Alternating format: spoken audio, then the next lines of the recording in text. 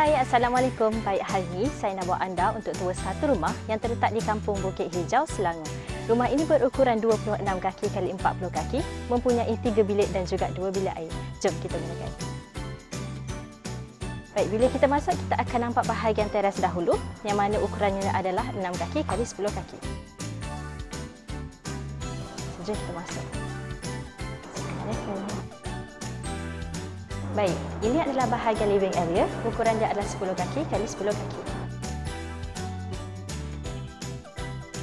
Seterusnya, ini adalah bahagian dining area yang berukuran 14 kaki x 15 kaki.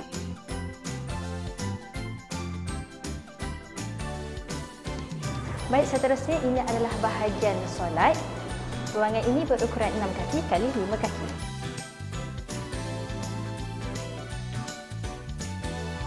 Baik, seterusnya kita akan ke bahagian bilik satu. Jom. Baik, ini adalah bilik nombor 1. Bilik ini berukuran 14 kaki x 11 kaki. Okey, di dalam bilik ini kita ada satu tandas yang mana ukurannya adalah 4 kaki x 6 kaki.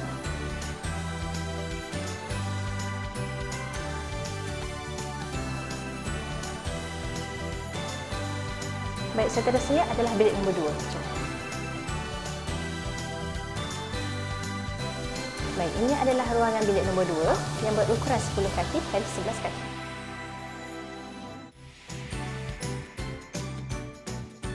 Seterusnya adalah bahagian dapur. Jom.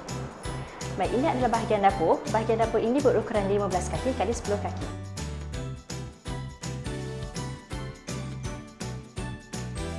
Baik, di bahagian dapur kita ada satu tandas yang mana ukurannya adalah 6 kaki x 5 kaki.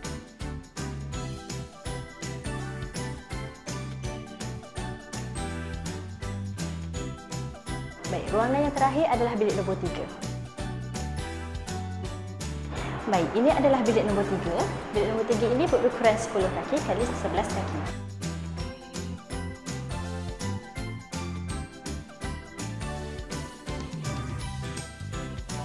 Baiklah, itu sahaja untuk video tour kita kali ini. Jumpa lagi di next video di lain rumah.